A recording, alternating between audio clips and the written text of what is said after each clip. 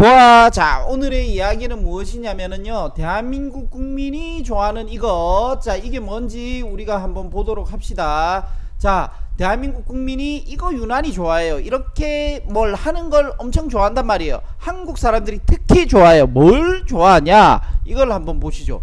바로 이런 부분을 굉장히 좋아합니다. 맛집 순위, 맛집 랭킹, 외모 랭킹. 외모 랭킹은 저도 좋아합니다. 왜? 자신감이 있기 때문이죠. 여러분들이 보는 그대로 저는 외모에 자신이 있기 때문에 외모 랭킹, 이거 제가 뭐 순위권 밖으로 밀려나 본 적이 거의 없습니다. 그래서 어쨌든 우리는 이 순위를 정하는 것을 굉장히 좋아한다. 그래서 1위, 2위, 3위 뭐 이런 거 랭킹 정말 좋아합니다. 랭킹.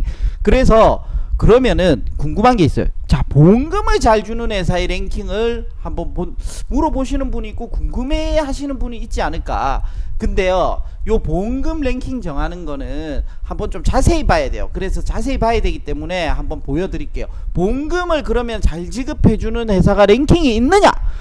있습니다. 네, 있어요. 그렇기 때문에 보험금을 잘 주는 회사의 랭킹도 이렇게 우리가 검색을 하면 자료가 나옵니다. 보험금 부지급률 불만족도 종합보험 장기보험에 대해서 나옵니다. 그러면은 우리가 여기 회사가 쭉 나오죠. 그러면서 청구를 총 몇 건 했는지 아주 상세히 나옵니다. 지급은 몇 건이 됐고 지급 금액은 얼마고, 그리고 부지급된 건수, 부지급이라는 게 지급이 안 된 건.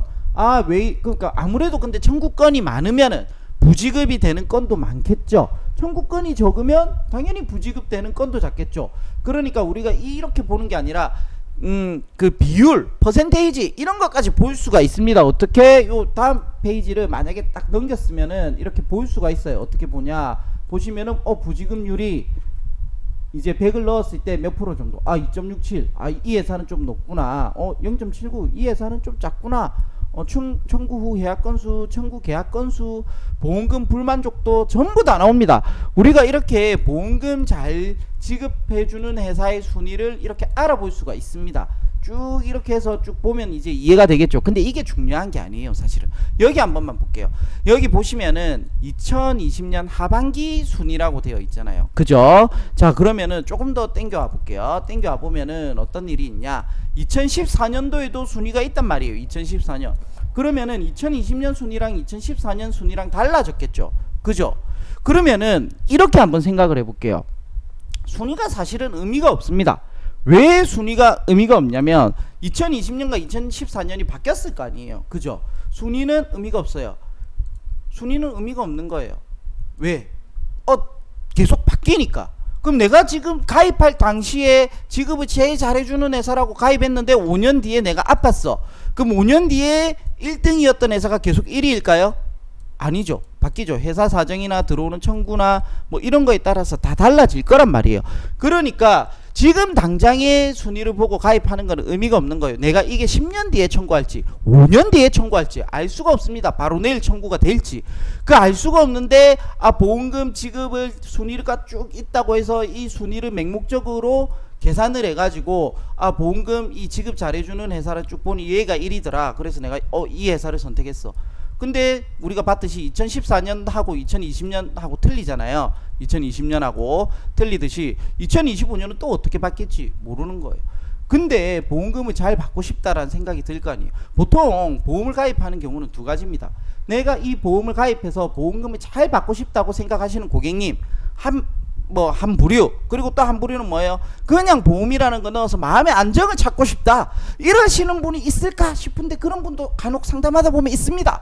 네, 마음의 안정을 찾고 싶으신 분, 이런 분은 보험금을 잘 지급해 준다 뭐 이런 거에 크게 연연치 않아요. 마음의 안정이 중요하니까. 그런데 나는 좀 보험이라는 거 복잡하기 때문에 마음의 안정이 아니라 나중에 보험은 가입보다는 보상을 위해서 나는 가입을 한다 이러면은 순위는 의미가 없지만 보상에 신경을 써야 되는 거죠. 이런 경우는 어떻게 한다? 오히려 설계사를 잘 선택해야 됩니다. 왜냐면 보험금을 잘 주는 회사의 순위는 매년 바뀌잖아요. 근데 내가 지금 가입하는 거는 의미가 없죠. 그러니까 오히려 이걸 언제든지 바뀌더라도 내가 대응을 할 수 있어야 돼요. 근데 나는 어떻게 해요? 일상생활을 하고 전문가가 아니고 뭐 엄청나게 그 싸울 만큼의 능력이 안 돼요. 그럴 때는 오히려 나를 잘 챙겨줄 수 있는 설계사를 잘 선택하면은 순위와 상관없이 언제든지 변경이 되더라도 대응이 될 수가 있는 거죠. 그래서 이 좋은 신문 기사가 있습니다. 그래서 좋은 신문 기사를 조금 소개해 드리면은 이런 거 있어요. 좋은 보험 설계사를 찾는다면 금융팁이라는 이 신문 기사인데 세 가지를 기억하면 된다는 거예요. 자, 보험 설계사의 존재 이유는 뭐냐면은 보험 상품은 완벽히 이해하고 가입을 결정하기가 쉽지 않기 때문에 보험 설계사가 있고, 또 다른 금융 상품 중에서 보험은 질병이 들어가고 하기 때문에 약간 내용이 복잡하고 의료가 참 복잡하죠. 그러니까 가입 장벽이 높은 금융 상품으로 꼽혀요. 그러니까 이 어려운 거를 보험 설계사가 도와줘야 된다는 게 존재 이유인데, 이게 약간 퇴색지었죠. 그러니까 진정으로 이렇게 도움을 주는 설계사분들이 많지 않고 오히려 실적이 위해서 상품의 장점만을 부각하고 소비자에게 맞지 않는 비싼 보험을 추천하는 등 불완전 판매 사례도 적지 않죠. 근데 원래 본연의 목적은 이거였다는 거죠. 그래서 이거의 본연의 목적에 맞는 설계사를 찾기 위한 세 가지를 알아볼 수 있는 신문기사예요. 이 신문기사 내용이 좋습니다. 그렇기 때문에 제가 가지고 온 거죠. 그 순위보다 더 중요한 건 사실은 이거예요. 현금 현물 제공하는 설계사를 주의하자. 왜냐면 세상에 요 기자에 적혀있죠. 공짜는 거 없는 거예요. 고가의 선물을 준다고 하는 상품이면 그만큼 가입자에게 불리하게 막 다 때려받고 이게 그렇게 큰 혜택을 볼 수 있는 게 아닌데도 불구하고 많이 특약을 넣던가 아니면은 뭐 적립금을 많이 넣던가 이렇게 불필요한 그걸 과도하게 진단금을 올린다든가 뭐 이런 것들이 많단 말이에요. 근데 원래 원칙적으로는 설계사분은 3만원 이상의 선물을 주는 것을 금지하고 있고, 선물을 받았다가 적발되면 가입자고 3천만원 이내 벌금을 물어야 하기 때문에 각별한 주의가 필요하고, 원래 원칙적으로 이게 안 된다는 거예요. 그래서 현금 현물 제공하는 설계사는 무조건 주의를 해야 된다. 특히 이게 고가일수록 더 주의를 하라는 거예요. 3만원 이하거나 뭐 약간의 우리가 부담 없는 선, 법을 지키는 선은 크게 개의치가 없다. 그리고 중요한 건 뭐냐면은 만능보험 가입 권유하는 설계사 피해. 이게 무슨 말이에요? 옛날에 이런 경우도 많았어요.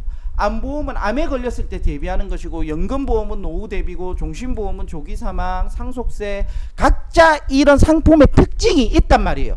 근데 이 상품의 특징을 무시하고 요 보험 하나면 모든 게 다 해결되는 거, 이렇게 막 만능으로 다 되는 것처럼 가장 과대 이렇게 설명하는 설계사들을 피해라는 거예요. 성별, 연령, 상황 등 개인의 특성에 맞춰가지고 적절한 상품을 딱 그 추천을 드려야 되는데, 그게 아니라 자신 설계사한테 이익이 되는 상품을 추천하는 아주 그 가장 광고를 하는 이런 설계사는 피해라는 거예요. 그쵸?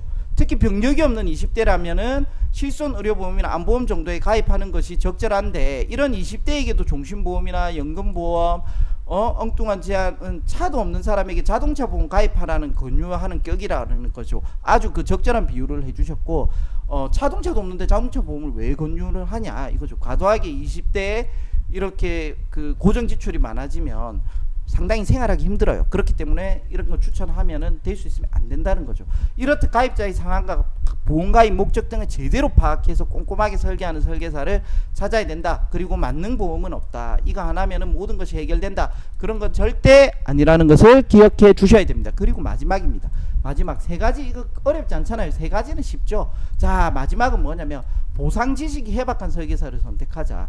왜냐면요, 요 주제에 딱 맞는 거죠. 요 앞번에 보험금을 잘 주는 회사의 순위를 우리는 정한다. 근데 그건 매년 바뀌기 때문에 의미가 없다는 걸 알았죠. 언제 아플지 모르니까 내가. 그럴 때는 더 제일 내가 보상을 잘 받기 위해서는 보상 지식이 해박한 설계사를 선택하면 되는 거예요. 자, 그러면 간단하게 해결이 되죠. 근데 대부분의 설계사는요, 판매에 대한 교육만 받을 뿐 보상에 대한 교육을 받지 않습니다.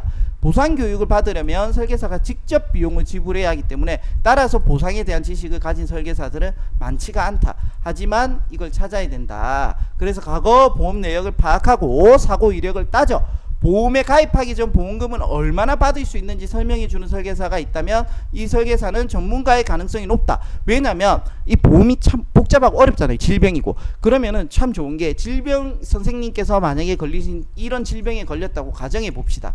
그러면은 이 보험을 가입하면 보험금을 얼마 수령하고, 이 보험금을 가입하면 보험금을 얼마 수령합니다. 여기에서 조금 더 전문적인 뭐예요? 이 병에 걸렸을 때는 1번 치료 방법, 2번 치료 방법, 3번 치료 방법이 있습니다. 1번 치료 방법일 때는 이렇게, 2번 치료 방법일 때는 얼마, 3번 치료 방법일 때는 얼마.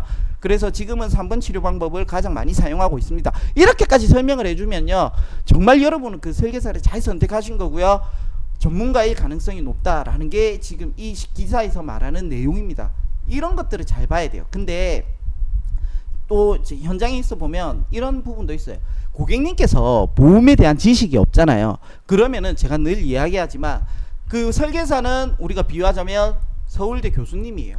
근데 고객님이 7살짜리 아기 정도의 보험 지식을 가지고 있단 말이에요, 수준이. 그러면은 7살짜리 아기는 서울대 교수님이 좋은 사람이에요? 아니죠. 어린이집 선생님이 좋은 사람이죠. 즉 무슨 말이냐면 고객님께서도 어느 정도 공부를 많이 하고 좀 지식 수준이 올라가야 이 설계사가 좋은 설계사인지 나쁜 설계사인지 판별이 가능하다는 거예요. 내가 보험에 대해서 전혀 아는 게 없으면은 지금 내 눈앞에 있는 이 설계사가 정말 좋은 설계사인데도 그걸 못 알아보고 놓치는 경우도 있다는 겁니다.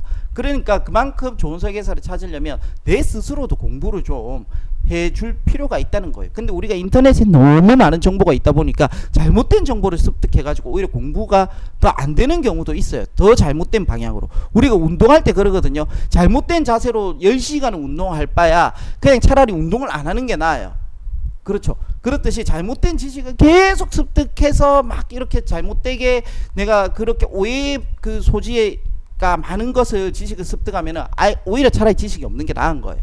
그러니까 이런 것들도 잘 구분할 수 있고 잘 판별할 수 있어요. 그러면은 잘못된 지식이나 잘된 지식이나 이걸 어떻게 하냐, 근거 자료 약간의 바탕으로 했는지, 항상 근거가 제시가 되어 있는 내용인지, 이런 거를 가지고 판별을 하시면은 제일 정확할 수 있습니다. 자, 그러면은 결론은 이거죠. 오늘의 내용의 결론은 뭐냐면요, 보상은 회사 순위보다 보험금 부지급률 회사 순위가 나와 있으니 그걸 딱 지금 보는 것보다 내가 언제 아플지 모르고 내가 언제 다칠지 모르니까 순위는 매번 바뀌니까 그것보다는 회사 순위에 집착하기보다는 좋은 설계사를 찾으면은 그 순위가 언제든지 바뀌더라도 내가 보상을 잘 받을 수 있으니까 여기에 집중을 하자입니다. 자, 이상입니다. 안녕.